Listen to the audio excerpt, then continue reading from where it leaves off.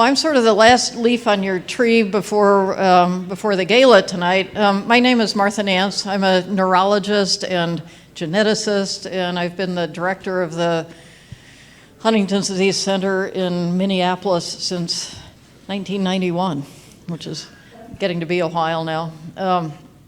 And I was assigned this topic, which was supposed to be, I was told it was about kind of late stage Huntington's disease and kind of preparing for how do you know when you're moving from the early to middle to late.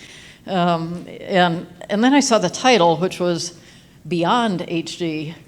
And Beyond HD kind of sounds to me like, I don't know, what do you do when you're not thinking about HD? So we could talk about that if you want. Or how do you live if HD leaves your life? And that does, I've been around long enough to have families where, you know, boy, we saw them intensely for 5 years and then the affected person died. And the family kind of went away for a while. And then 20 years later, they reappear in the clinic. So we could talk about what you do after HD leaves your life for a little while. But then I realized that I'm in the room that's being live streamed or recorded, and then I decided I better actually prepare something. Nonetheless, it's a small group, so one of the requirements in a small group is that everybody says who they are and why they're here. So I'm Martha Nance, neurologist. I'm here because I was told to be here. I'm Kat. Her patient. I'm her patient. Gloria LaRoche, I'm her guardian. All right. And you can say where you're from, too, if you'd like. Minneapolis. Kathleen Shannon, neurologist from Madison, Wisconsin.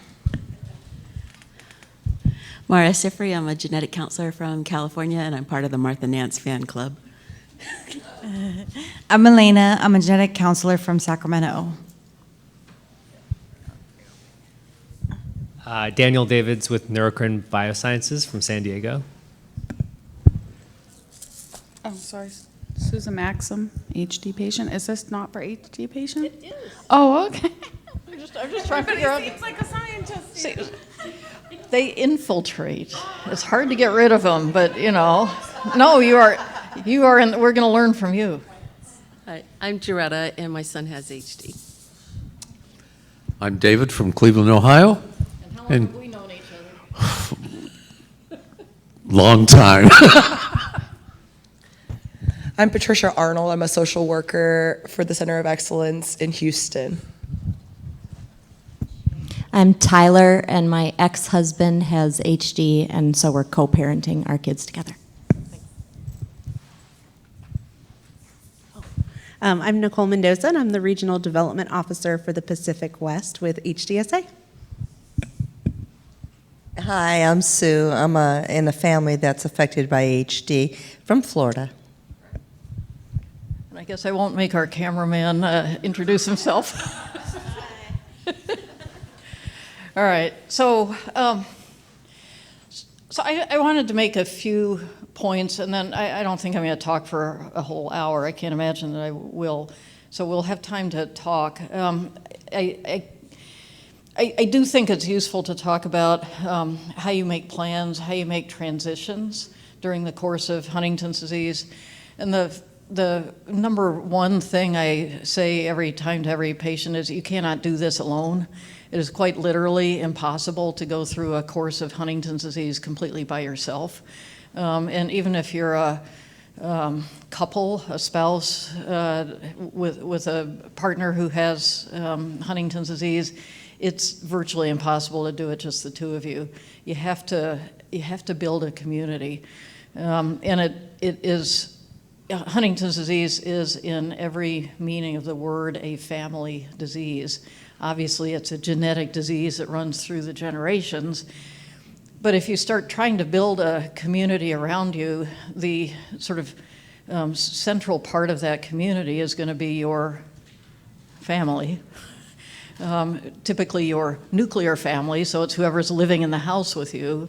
And then there may be a more extended family, siblings, grandparents, cousins, whoever else is sort of around. And then if you go beyond that family, well, there's neighbors. There's people who live near you who might be able to help out in a pinch. Then there's sort of professional organizations that are supposed to be helpful, like medical clinics, schools, church. And for some families, if you, for whatever reason, have a fairly frequent need to interact with first responders, police or fire departments, HDSA actually has a very nice program for helping you to teach them, the first responders, about HD. Has anybody seen that information or used it? Or, yeah. So you know, as you march through a course with HD, I think it's important to sort of understand what community do you have, where is it, and how can you access it. Obviously, as you're making plans for management of Huntington's throughout the course, everybody's family is a little bit different. Some people have 15 children, some people and cousins, and live next door to 10 other family members, and some people are, in Minnesota we have people who live up in the woods by themselves in a shack, and it's hard, and they barely let their sister visit, let alone anybody else, let alone go to a doctor. So what community resources you have is going to be a little bit different from one person to the next. In addition, family resources are going to be impacted by past relationships. So if your primary caregiver is a spouse, spouses are the people who get the brunt of your anger, and whatever your past relationship has been, whether it's been a very controlling relationship or a really giving relationship, or you used to travel, your whole relationship was built on we travel the world and now we're not doing that anymore. Past history can really impact on a person's ability to provide care when things get difficult. In addition, for children kind of aging up and starting to become care providers for their affected parent, you can imagine there's an added layer of emotional challenge if you are a child caring for a parent with HD. And just sort of being aware of that or sensitive to that. We have such remarkable kids in HD families who I think truly grow up so much faster and are such compassionate, amazing human beings. There are endless examples in the HD community of this, but not. I was talking to somebody today who said, my son moved to Germany. It's hard to be neutral about HD. And so some people have to sort of separate themselves from it at certain points in their life and establish who they are. And you have to not think ill of people who do that. Another thing that can impact decisions about care in the later stages is things like bad behavior. Not everybody is sweet and nice, and for some people, behavior issues are a major component of HD from the get-go. And unawareness of deficits is very common in HD. Anybody had to deal with that, where you knew the person maybe shouldn't be driving, couldn't really work anymore, was struggling, and you get into fights about this because they think they're doing fine and everybody else knows they're not. So unawareness can really get in the way of working together on a care plan. I think it becomes difficult to communicate with a person who doesn't think there's a problem. And then you have to sort of go ahead and prepare without the sort of comfort of talking to the person that you're trying to provide care for. And then things like drug and alcohol use obviously can complicate things too. Even without HD, drug and alcohol use can tear a family apart and make it very difficult to provide care. Another thing that can present a major challenge is when there are children in the house. I think sometimes a partner trying to figure out how best to care for a spouse with Huntington's disease, particularly if there are behavior issues or alcohol and drug issues, sometimes you have to decide, are we going to make the decision that works best for me or for my person with Huntington's disease or for the kids? And which way does that usually go? The kids, yeah. So just as you think about your own situation and as you think about planning for the future of Huntington's disease, building a community, just understand you can't do it alone. So saying, I'm fine. Anybody who's upstairs in Patricia's lecture, you're not fine. This is not fine. You didn't grow up knowing how to do this. And it's not easy. So build a community, think ahead of time about what resources you have available to you, and then be honest about what you can't do. As a person goes through the course of Huntington's disease, if they're going to be at home with a partner or a child or a family member, the person with Huntington's, their health depends increasingly on the health of the person, the care partner. And that includes your physical health. When did you last go for your annual checkup? How's your blood pressure? How's your mental health? How's your spiritual health? So if you are falling apart at the seams, you're not going to be able to provide adequate care for somebody with Huntington's disease. So you simply have to make time for your own health. And I can't read what I wrote here. I forgot to bring my glasses. Actually, I have my glasses. Let's see. Maybe I have my glasses. Well, anyway, never mind. It's okay. So taking stock of your health, taking stock of your own support base, and then there's the financial issues too. Obviously, whether you move to a, it's okay. I'll wing it, or just get a longer pole. Financial resources are important too. I mean, it sounds great to move to assisted living or a group home or a nursing home, but how's that going to work financially? What about having somebody come into the home? And then, I know the other word I wrote in is, what are your skills? So there are certain things that you may be really good at or really like to do, and other things you just can't stand. And I always remember the guy who was taking care of a wife who had Huntington's, and they had like teenage kids in the house. And the thing that drove him crazy, that he never could figure out how to make the stupid thing work, was the washing machine. So he would put these clothes in the washing machine, and suds would be spilling out on the floor, and the clothes would be dirty, and he would never, well, any woman on the entire block would have happily come into the house and push start, and they might even have folded the clothes for him, and they might enjoy that. Anybody here actually enjoy washing clothes and then folding them? It's, yeah, it's a finite task. Yeah. So, yeah. So even in this room, we have people who actually take joy, who find it something they enjoy doing. It's a finite task. You're done in the end, and it's clean and tidy. So, something that is very onerous for you may be something that somebody else actually enjoys doing or is really easy for them to do.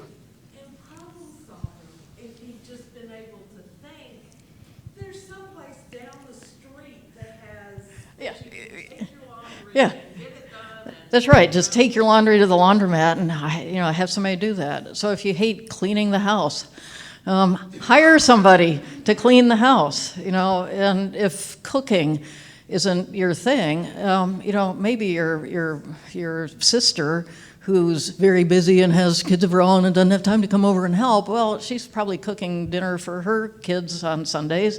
She could throw an extra whatever in the oven.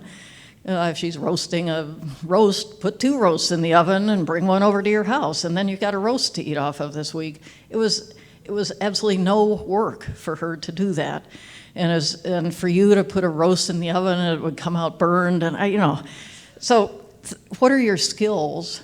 What are your needs? And what things are you good at? And what things can you just not stand to do? And be honest about those things. And then if you're asking for help, sometimes it really helps to be specific as to what you need, rather than just saying, "Oh my God, this is terrible. I just need help." Well, need help, financial help. We all need financial help.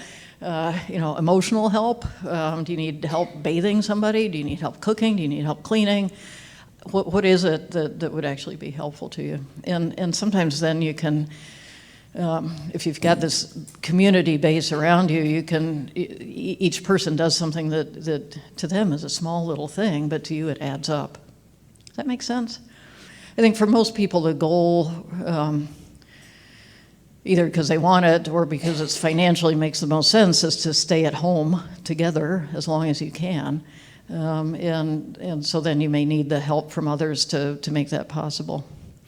What are some hints that it's getting time to think about not being at home anymore, or that you need additional help? What would be sort of the hints regarding the person with Huntington's disease themselves?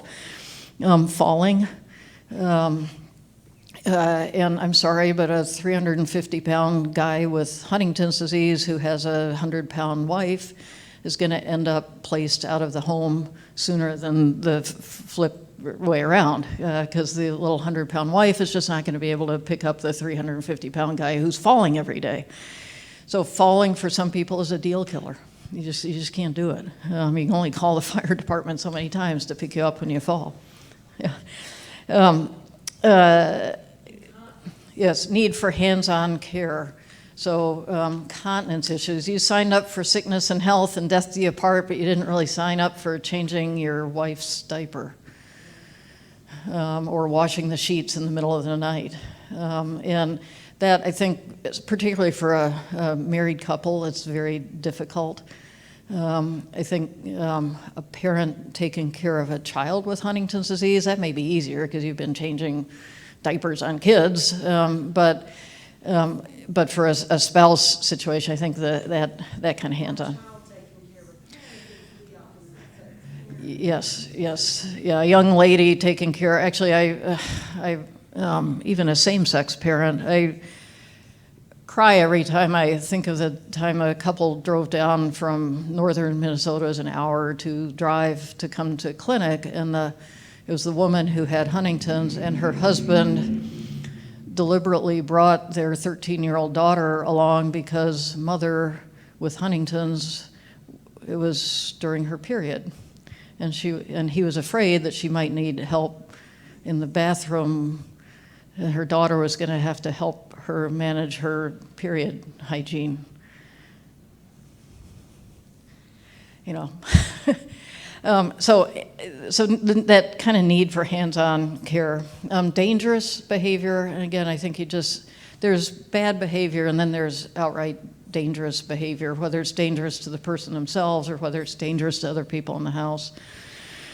And sometimes it's not quite hands-on care, not quite feeding or wiping or showering, but close to that. You have somebody who just needs 24-hour supervision. They really need standby. You may not have to help them in the shower, but you don't really want them taking a shower when you're not there. And you don't have to feed them, but if you leave them home alone, they're going to either forget to eat, or they'll put the aluminum thing in the microwave, or they'll leave the burner on, or so they really do need kind of 24-hour supervision. And then another thing I see kind of more commonly, or maybe I recognize it more commonly in my Parkinson patients, is something that I refer to as failure to thrive. I often see this in my older Parkinson patients who have come in neatly dressed, hair combed, looking beautiful for the first 5 years. And then, I don't know, something happens, the spouse that I think of as the care partner has got a cancer diagnosis, and so they're not looking so good themselves, and then pretty soon the patient comes in and they're disheveled, or the shirt is dirty, or they've lost 10 pounds for no reason. And I usually wave a red flag and say, go eat more, and they come back 3 months later and they've lost another 10 pounds despite me giving a half-hour lecture about how to eat more. It's a lecture I love giving. So failure to thrive takes different forms in different people, but often weight loss, or just somebody who used to be well put together who's kind of disheveled or dirty. And in my Parkinson's clinic, that usually the thing that needs to change is the living situation. The person's just biting off more than they can chew. They just can't put it all together anymore, and so they need to be in a place where somebody else does something. It is useful at any point along the way to investigate your care options, what's available to you. There are different kinds of help. There's people coming into your home to help, which runs the gamut from in-home nursing care, home care. Sometimes you can get episodes, like after you've had knee surgery or something, you might have a PT come into the home for a little while. Yes? Yeah. And I was trained to take care of my sister Kat. They were going to pay me $9,000 a month just to take care of Kat. Isn't that cool? So, yeah. So nowadays you can get. Did you have to take a little course or class? It was a 10-hour course online, and that was it. So, if you are, what a cool thing if you have a sibling or even a retired spouse, you take a little 10-hour course online, you can actually get paid to do what you're going to be doing anyway. And then you're in a state like mine that will not pay a family member no matter what you do. So in Jackson, Mississippi, this doesn't work. No. So what you really need to do is not live in Mississippi. No. That's why we moved to Minneapolis. Yeah, so.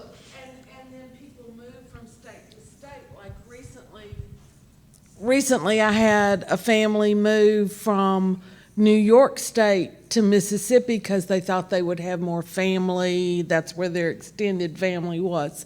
And got there and figured out the resources and went, oh my God, we've made the biggest mistake we could have ever made. So you need to know. Yeah, so that's what I'm saying. It's important to know what your resources are, where you're at. I currently do spiritual care with Hospice of Western Reserve. And I would say to folks, they ought to take advantage of respite care, especially when, a caregiver is feeling burnout, to contact an agency that has respite care. And you can have a week away from caregiving. Yeah, so there may be different options available to you depending on where you are for care coming into the home, whether it's simply a companion. Wouldn't that be nice? Somebody just comes over, a non-medically skilled, non-nursing person, just a companion, a big brother, to come, do things for 4 hours, 3 days a week. With your person who has Huntington's disease, and then you can go get your hair done, go shopping, or just do the bills, or read a book, or do nothing at all during that 4 hours. Yeah, take a nap. So there's companion care. There could be in-home nursing. There may be episodes of getting rehab therapies in the home. There's getting yourself registered to be a CNA to actually get paid to provide the care that you're providing, if that works in your community. There's respite care, and then there are different kinds of out-of-home placement situations, everything from, everybody sort of thinks nursing home. Many of my Parkinson patients moved together to assisted living or some of these senior campuses, and that allows them to be together really until the day they die. Again, so the care options available to you may depend on what the age of the person with Huntington's is, what your age is, whether you're trying to work, whether there are kids at home, what resources are there in the community. We have also some group homes in Minnesota, some of which have been sort of taken on Huntington's as one of the things they're interested in working with. There's adult foster care. There's, so there are different options, and that's where social workers. How many social workers in the room? So there's at least 3 specialists in the room that that I send my patients to. So knowing what your options are and sort of thinking about it ahead of time. So it's not a. One of the things I think is important for me is to help patients think a little bit ahead, not necessarily reading the last chapter of the book, but what's going to happen in the next 2 years, the next 5 years, so that it doesn't come as a surprise. So, for instance, along the way with Huntington, it shouldn't come as a surprise if you don't work at some point, if you don't drive at some point, if you need help in the home at some point. So thinking about these things ahead of time so that you don't have a crisis, we never knew. So what happens after nursing home placement or a move outside the home? Hopefully, and this is what another thing I often say to my care partners is, the one thing that you can uniquely do is give your partner a hug and say, I love you. Nobody else can do that. But all kinds of other people could clean the floor, prepare the food, change the diaper, wash the clothes. And if you find that the caregiving is becoming so burdensome, you're so exhausted, you're so angry, you're so frustrated, you're so feeling so guilty, whatever it is, that it's getting you can barely get through all the stuff you have to do every day. When was the last time you gave your partner that you're caring for a hug and said, I love you? That's a clue that you need help. And hopefully if you get into the right care situation, then the family members can resume being loving family members and not worried, scared, exhausted, angry care providers. Does that make sense? Some families disappear after the person goes to let's say a long-term care facility. And I used to think ill of such families or caregivers, but once again, it's very hard to be neutral about HD, and sometimes people are just so exhausted at the end of the care they've been providing that when the person moves out of the house, it's like, I am so done with this. I got to get out of here. The good news is that the facility that the person moves into then becomes a new family. And sometimes it's helpful, like everything else, to move to a place, if you're going to move out of the home sometime anyway, it sort of makes sense to move sooner rather than later when you are more able to get to know people, take advantage of the resources, learn the lay of the land. They get to know you, you get to know them. There are, again, we have remarkable stories in my, I have the advantage of having a nursing home that has a 40-bed Huntington's disease unit. And, oh, you guys are groaning.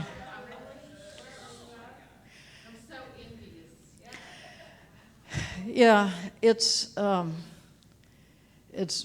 beautiful, poignant, amazing, sad, all of the above, yeah. As a patient, I find it sad, like, to go there and see. You find it sad to see people in the late stage, a bunch of people all together. How about coming here? Well, I avoided it for 5 years, so. You're here now. And I meant to be. Yeah. Yeah, oh, he made me. Well, and hopefully, No, there's a 11 of us here, like, and a lot of recent diagnoses, and the next generation is now all becoming positive and getting tested, and like, we have to be strong and good for them. Yeah, you have to be here. So you gain strength, I hope, from being here. And I don't know if you've discovered that people with Huntington's disease hug. Have you gotten hugs? You're not a hugger?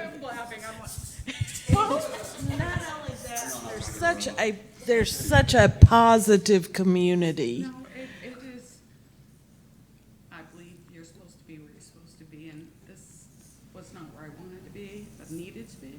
Yeah. And Good for you. so much out of this last 2 days. This little egg I got in music Yay. class. He got an egg. All right. Yeah. And I haven't seen my siblings in years, and we're all together, and it's just been something. And my brother, yeah, that's my brother. All right. So what do you think about being here and seeing your sister you haven't seen for a while? Oh, it's amazing. Thank you. I appreciate my other caregiver in the middle there, making sure we all showed up. This is my other sister's caregiver. Oh my God. Wow. So we are one crazy, happy family. Yeah, so I'm, Yep. Well, ask anybody anything, Jimmy Pollard was so nice. And he came up. Oh, but he came up to me, and I met him at the walk 5 years ago, and that was at his nursing home, and I walked away. Couldn't stay there, cried, and I'm like, don't ever fucking bring me here again. This is ridiculous. I was like mad at everybody, like, why are you doing this to me? And I don't want to say, and then I, slowly I read the book, and, I'm getting there, and he came up to us, right, and he just was just so lovely, and I'm like, maybe I will go back this year for the walk. Maybe, and he's like, I better see you there. And I'm like, yeah, it was just, it's been really amazing. Like, good. Full circle. Outstanding. That's the whole point of all of this. And I get it. It can be hard to see people, farther in the course of Huntington's disease than you are, because it feels like it's a glimpse into the future. I would tell you everybody's course with Huntington's disease is unique to that individual. And so, don't assume the worst, assume the best. And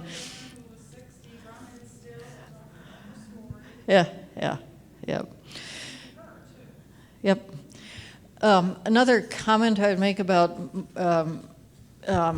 this is sort of a flaw in our staging system for Huntington's disease. So people often want to know, what stage am I at? It's 1, 2, 3, 4, 5, and now I got this other staging system where it's 1, 2, 3, and then you shift into the other one.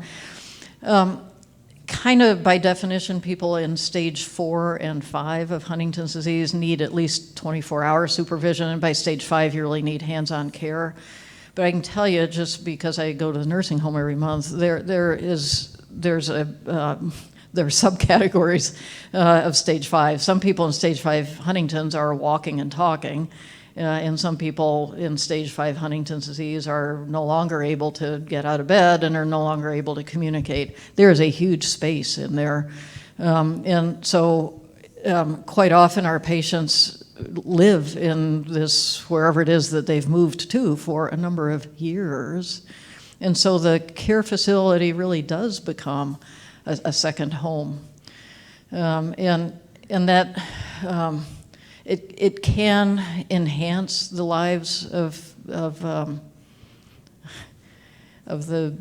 whole family if it's done properly. As all of you know, some nursing homes are allergic to the word Huntington's disease, and they say, nope, no. They don't even want to hear anything else. They just say no. Obviously, you're not going to end up at such a care facility. This is where sometimes your center of excellence can be helpful. We kind of keep track of who's done okay at this, what group home or nursing home did a good job, with a patient or two, and we kind of encourage them to take a third patient and a fourth, and maybe bring them to one of our classes or courses. We've gone to them. Yeah. Our chapter social worker who just got poached by HDSA to be part of the national organization for years has gone out to if a nursing home ever calls and says, we have one person with Huntington's, we don't know what to do, she will go do an in-service at that facility for the staff. So if you find the right place, then that facility can really become a second family, and that's good for everybody.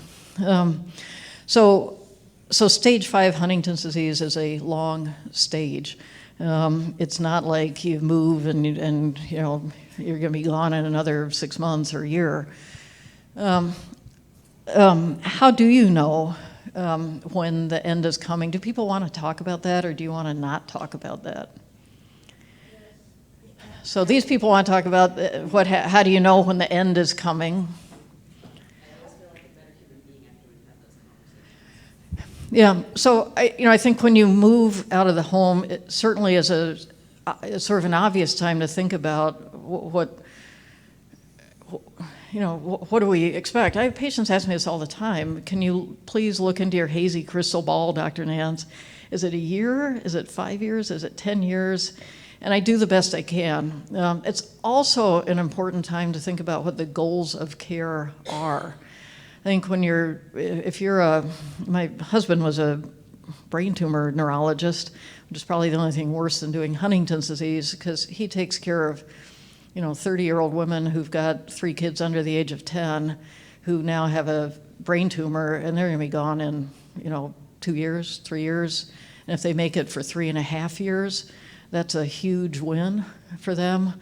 My patients live for 3.5 years after they move to the nursing home, which is 20 years into their course of Huntington's disease. So, but what are the goals of care as you move towards that late stage of your disease? And this is, again, an area where social workers often shine in just sort of sitting down with the patient, the caregiver, the family, and what's important to you, what's a meaningful life, what would be a life that's not so meaningful, and how do you want care provided now or in the future if you're not able to speak?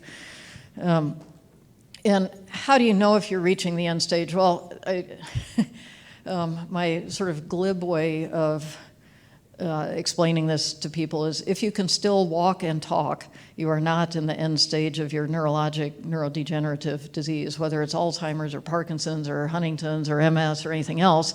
If you're walking and talking, you're not at the end. Conversely, if you are no longer walking and you are unable to talk, you may be reaching the late stage of your disease.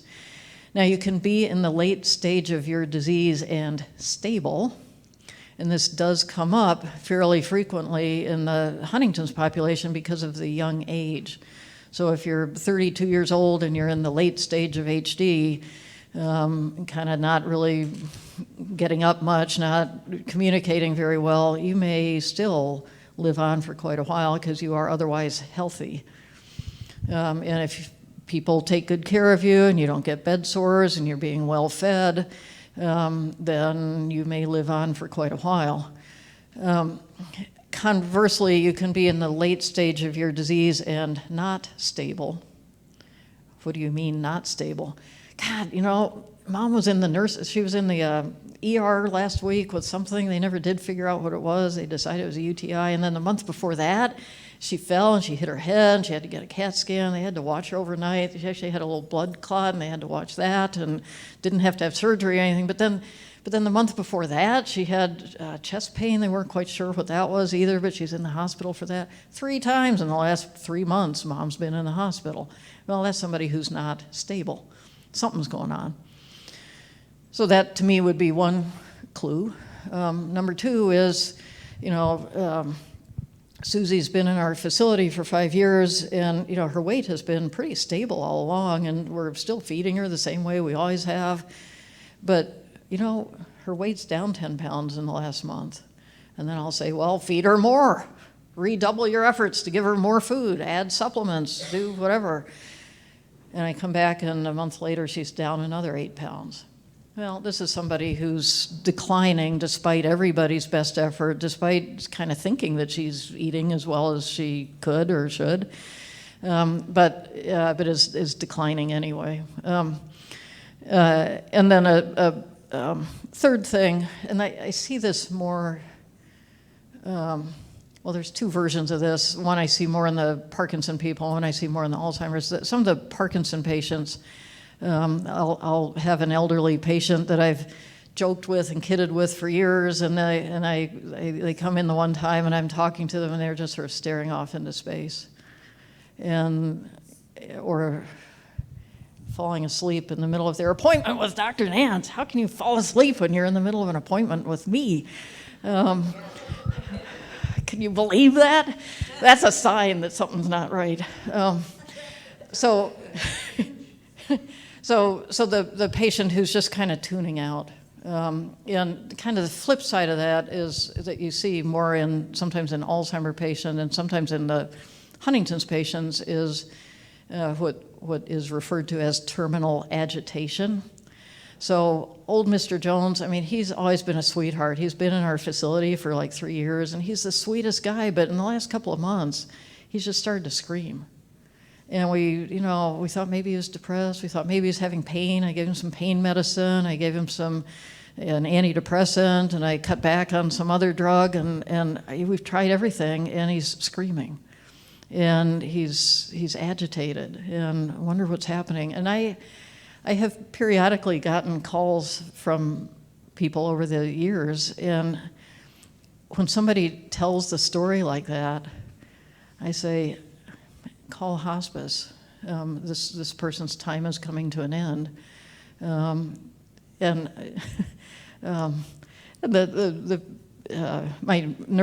head nurse at the HD unit, I go there every month, and over the years, she will occasionally say a story like that, and this is my nurse Gwen, whom you may hear from tonight. And she'll tell this story, and I'll sort of say, Gwen, and she'll say, oh no, Dr. Nance, don't tell me. Because when you hear that story, I've heard the story enough that this sounds like the terminal agitation of somebody who's reaching the end of their disease. Yeah. So I interpret it. I interpret terminal agitation to mean that the person is uncomfortable in some way, whether they're feeling physical pain or they are feeling emotional pain and they can't communicate anymore. I interpret it as the person being uncomfortable, and if you recognize that, I think it's important to do what you can to make sure the patient is comfortable, whatever that means. And this is where some people are allergic to the word hospice. I think actually my folks at the HD unit used to be allergic to the word hospice. It's like, do you mean that you think we don't take good care of people at the end? I said, no, you need help.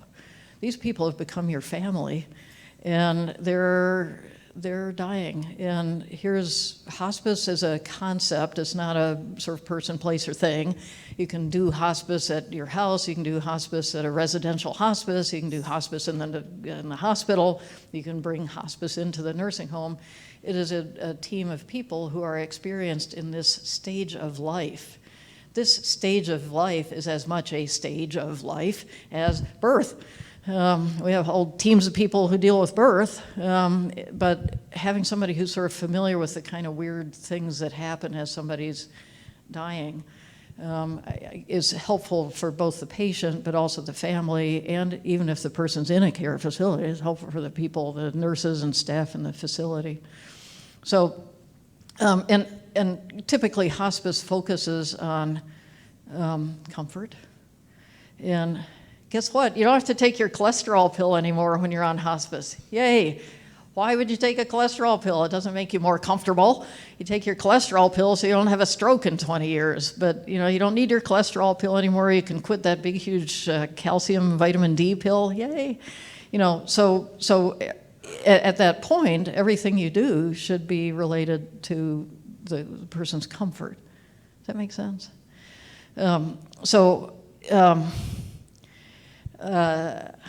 Other things we can talk about, they sort of, well, here's another comment I always make. Has anybody ever known somebody with Huntington's who committed suicide? Yeah. And does that float in your brain every day? The fact of that person having committed suicide, does that color your view of Huntington's disease? Yes. Okay. I think suicide often leaves this big, huge question mark. You didn't get closure. You didn't get closure. The person, you don't know what they were thinking at the moment. It's a unsettling thing for those who are left behind. And in the context of Huntington's disease, suicide, I would say, or suicide is one form of what I would refer to as a bad death. There are other versions of bad deaths. Grandpa was in the state hospital, tied down in a wheelchair. A bad death resonates through the generations in Huntington's disease. And I think it's one of the things that has given Huntington's disease a stigma. I think maybe finally by 2020, we've forgotten the days of the state hospitals, which is where everybody ended up in back in the 1930s and 40s and 50s. And maybe we're enough generations away from that now that the kids of today don't remember that great-great-grandpa was in a state hospital.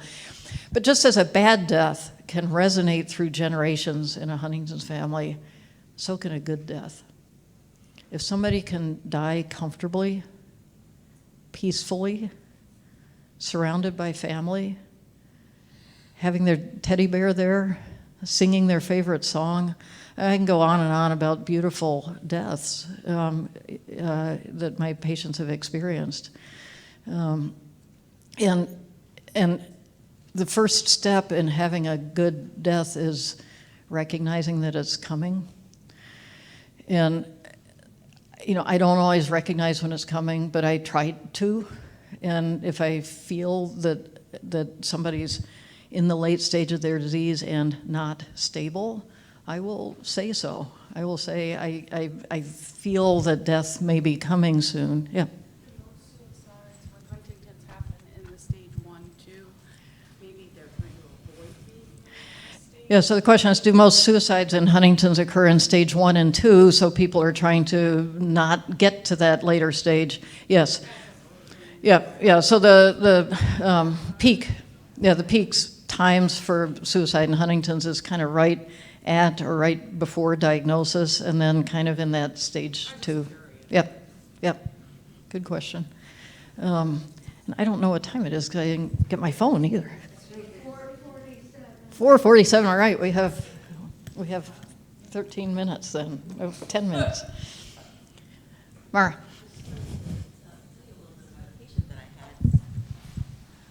That it was just an interesting case because, in California you can do death with dignity, but you have to, be competent within 6 months to be, and you have to be able to drink the sludge yourself.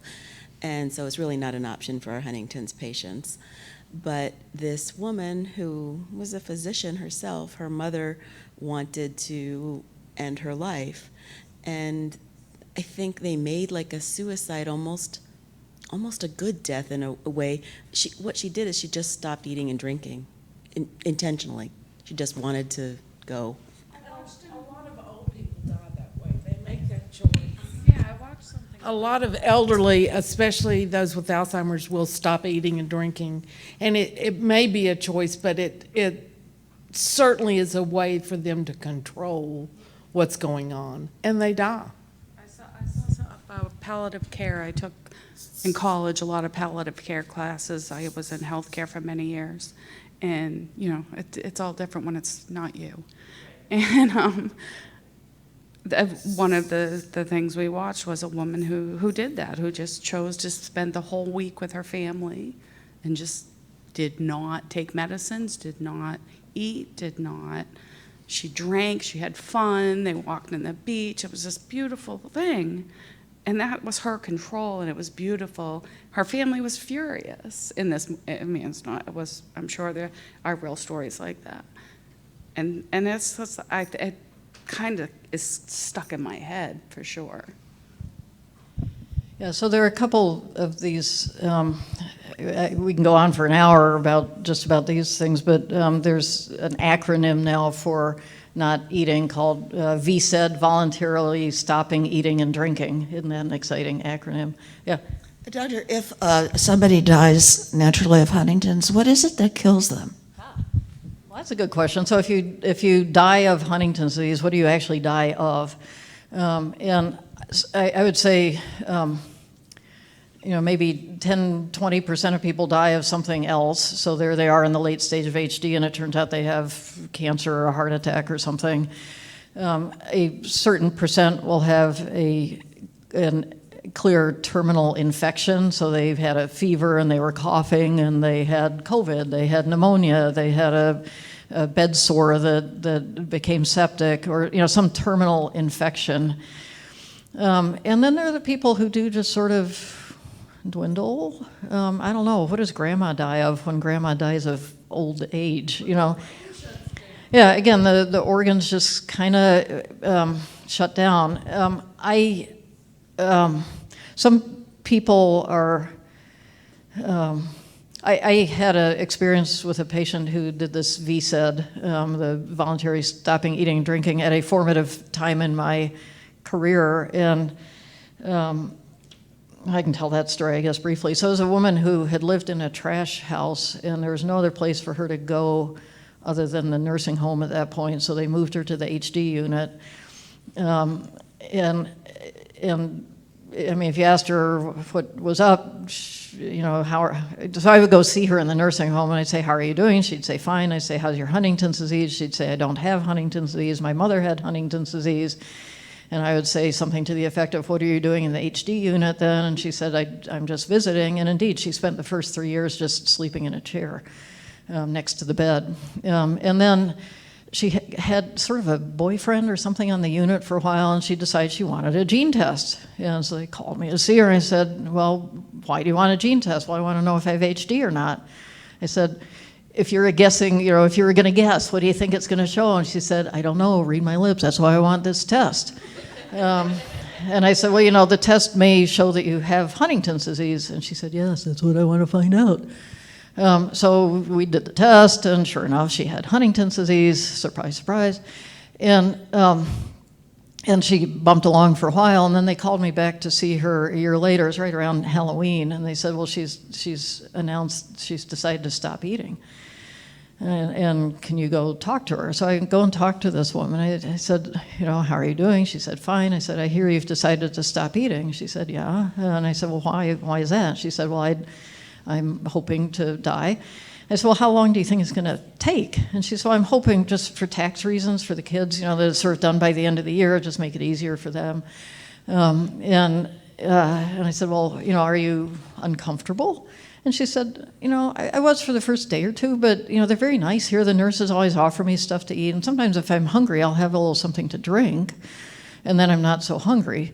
But no, I'm not uncomfortable at all. And I said, what do you see out there?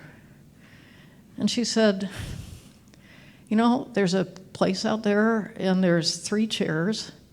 And my mother, who had Huntington's disease, is in one of the chairs.